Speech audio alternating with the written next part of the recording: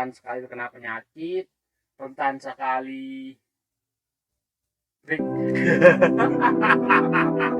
Isu tawon. Assalamualaikum warahmatullahi wabarakatuh. Berjumpa lagi dengan kami, channel Sarjana Tani. Jadi petani cerdas Indonesia. Kemarin di video sebelumnya kita sudah membahas tentang fungsi N dan P. Hari ini kita akan bahas fungsi kalium. Tapi ini kita di tempat yang berbeda, di sawah lah. Karena memang saya petani, otomatis saya melakukan rekaman ini di sawah dulu supaya ada video yang beda. Cuman silakan simak video ini sampai selesai. Nanti juga saya akan tunjukkan tanaman-tanaman yang mempunyai potensi bagus untuk kita budidayakan. Dan ini sudah saya buktikan dan memang hasilnya luar biasa. Ini bisa jadi potensi baik untuk petani-petani Indonesia. Jadi supaya enggak monoton kita tanamnya itu saja, tapi kita mulai mengeksplorasi tanaman-tanaman yang kiranya menguntungkan untuk untuk dompet, lebihnya ke sana. Karena kalau kita sebagai petani hanya melulu mengikuti tanaman-tanaman yang ada, misal kayak padi, jagung, dan itu saja, saya kira kita tidak bisa menaikkan grade penghasilan kita.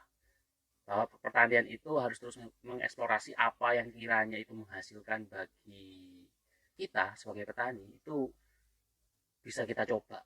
Dan beberapa percobaan saya itu menghasilkan hasil yang bagus. Nanti akan saya jelaskan. Ada tanaman saya sini di sawah ini, saya sewa beberapa tempat. Itu ada tempat yang sedikit sekali saya sewa tapi hasilnya juga besar. Tanaman apakah itu nanti akan saya sampaikan di akhir video ini. Oke, sekarang sebelum ke sana, kita akan menambah hasanah keilmuan dulu, yaitu tentang kalium. Seperti yang awal saya sampaikan, ini bukan untuk menggurui, tapi untuk berbagi pengalaman, berbagi ilmu yang kita miliki supaya kita bisa pas dan tepat dalam menggunakan pupuk. Yang kali ini kita akan bahas adalah pupuk K. Kan N, PK, N sudah, P sudah, K, sekarang K, yaitu kalium. Kalium bisa kita temui banyak di pasaran. Itu ada NPK, ada K-nya. KCl itu ada K-nya, KNO3 merah atau putih itu ada K-nya semua, ZK ada K-nya juga, seperti itu. Kalium itu sendiri merupakan unsur penting buat tanaman, karena kalau di kita tanaman itu mau manis, ini semangka misalnya, pengaruh kerasanya memang unsur kalium ini yang mempengaruhi, mendominasi manisnya buah itu. Salah satunya kecukupan penggunaan K.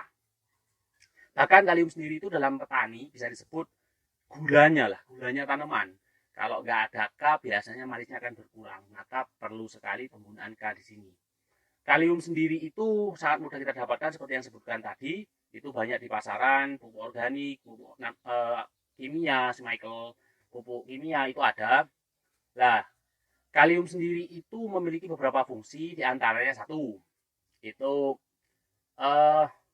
memperkuat daya tahan tanaman.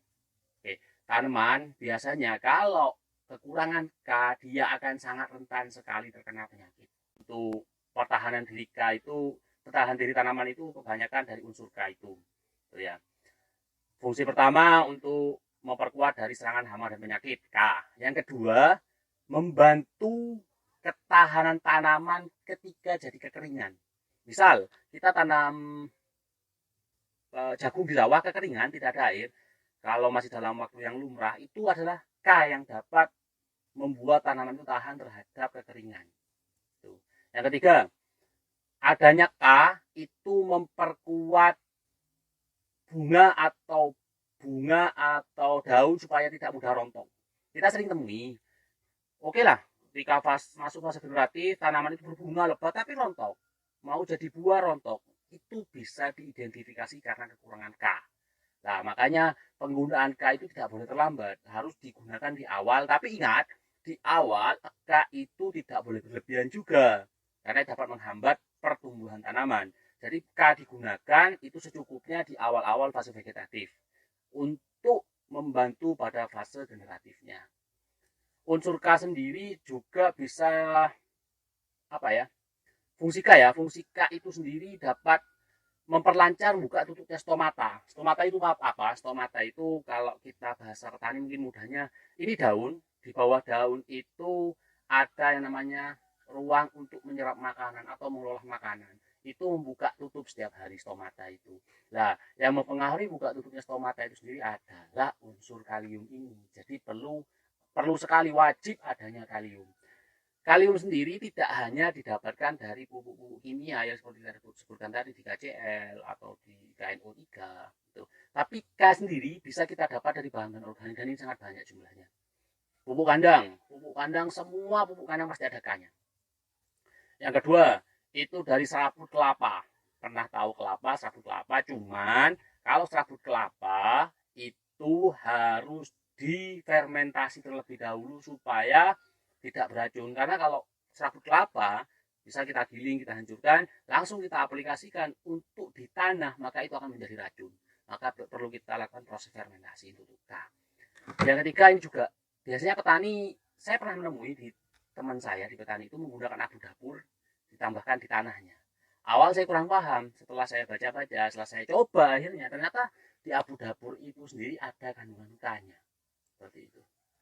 Dan juga ini, tapi kalau di wilayah saya ini nggak ada, jarang, itu pupuk K yang tinggi juga yang organik itu dari guano atau kotoran kelelawar ya. Mungkin kotoran kelelawar itu memiliki K yang tinggi, tapi saya belum pernah coba, saya hanya pernah baca, saya pernah melihat itu bahwa ternyata di kotoran kelelawar itu memiliki kandungan K yang bagus. Mungkin di daerah Anda ada kelelawar, ada kotoran kelelawar, itu bisa diaplikasikan untuk penggunaan penambahan kalium secara organik atau alami.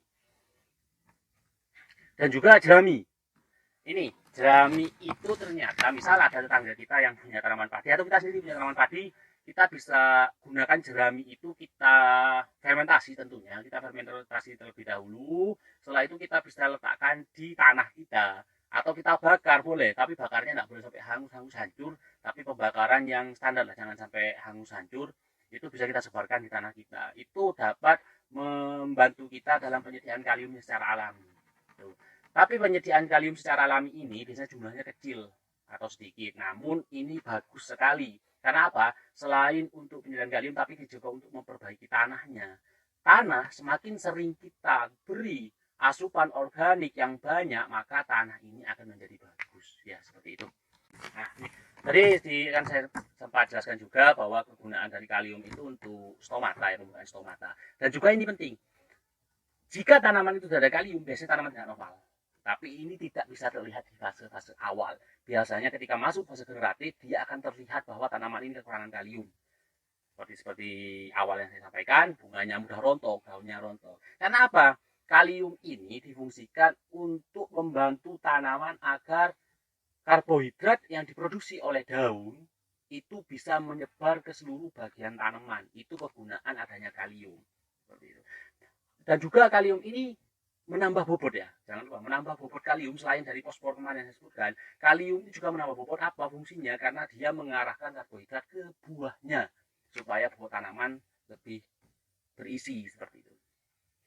Kalium sendiri bisa kita dapatkan dari kalau di toko pertanian itu, kalau saya sendiri saya bisa menggunakan KCL. Kenapa? Harganya lebih mudah, terus mudah ditemukan di pasar-pasaran seperti itu. Tapi untuk booster awal, untuk supaya tanaman itu menjadi starter, biasanya saya gunakan KNO. KNO itu memang harganya mahal, tapi setahu yang saya lakukan, KNO itu sangat bagus untuk membuster tanaman atau mempercepat pertumbuhan tanaman. Maka setiap itu selalu saya gunakan KNO. Tapi jumlahnya tidak terlalu besar, saya gunakan secukupnya saja supaya kita hitung untuk memenuhi pertumbuhan tanamannya saja. Oke, seperti janji di awal video saya, nanti akan saya tunjukkan tanaman apa yang saya maksud tadi. Tapi sebelum ke sana, saya ucapkan terima kasih ke yang sempat nonton video ini.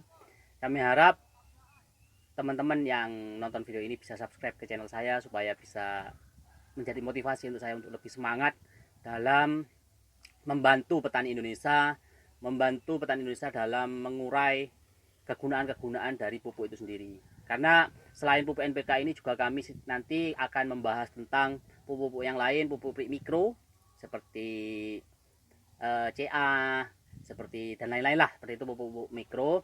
Dan setelah itu juga kita akan membahas pestisida yang pas untuk tanaman-tanaman supaya kita tidak salah dalam penggunaan pestisida sendiri. Rekomendasi pestisida yang bagus seperti apa itu kita akan bahas di video sebelumnya. Oke, setelah ini kita akan menuju ke tanaman yang saya maksud, tapi jangan lupa like dan subscribe channel kita. Sesuai janji tadi, saya akan membawa Anda ke tanaman saya yang saya maksud, yang saya tadi sebutkan di video awal. Oke, let's go. Lah, ini dia tanamannya. Tanaman apakah ini?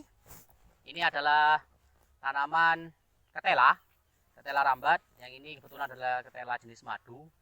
Saya sewanya sedikit sekali, ini hanya sekitar 10 kali 20 selama 2 tahun 500.000 rupiah. Bayangkan, tapi dalam per musim panen saya kemarin tuh terakhir dapat uang 2 juta rupiah. Kenapa saya sebut itu sangat hemat sekali? Karena dengan harga 2 juta rupiah saya dapat harga yang hasil yang banyak dan perawatan yang sangat mudah. Perawatan yang mudah, terus cepat, perawatannya tidak sulit, bisa kita tanam, kita tinggalkan. Setelah itu dapat berapa hari kita pupuk, kita tidak perlu lakukan apa-apa lagi, terus tinggal panen. Usianya panen berapa hari? Itu biasanya sekitar 4 bulan sampai 5 bulan. Tapi kalau lagi harga mahal itu bisa mencapai 100 sampai 120.000 per saknya. Saknya itu kecil, sak beras 50 kg itu sekitar itu bisa menghasilkan ini bisa menghasilkan sampai kemarin itu 30 sak.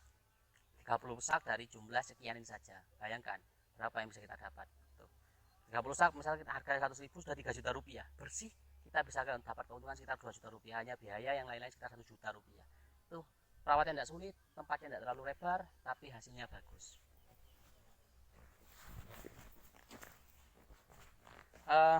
Ini tanaman ketela rambat itu ada beberapa jenis. Yang pertama ini jenis tela madu. Tela madu yang warnanya cenderung kuning, kulitnya putih, itu tela madu. Cuman di area lain juga ada yang tela ungu. Tela ungu itu ada jenis-jenis lain tela ungu. Jadi ini sangat potensi sekali, bagus. Tapi di video nanti mungkin kami akan buat video yang lebih lengkap tentang budidaya tela rambat ini. Jadi jangan lupa like, subscribe, dan komen di channel kami. Oke, nanti kita akan tunjukkan mana saja caranya seperti apa, cara budidayanya, panennya seperti apa, hasilnya seperti apa, perhitungannya seperti apa. Simak di video selanjutnya. Terima kasih, saya akhiri video ini. Assalamualaikum warahmatullahi wabarakatuh.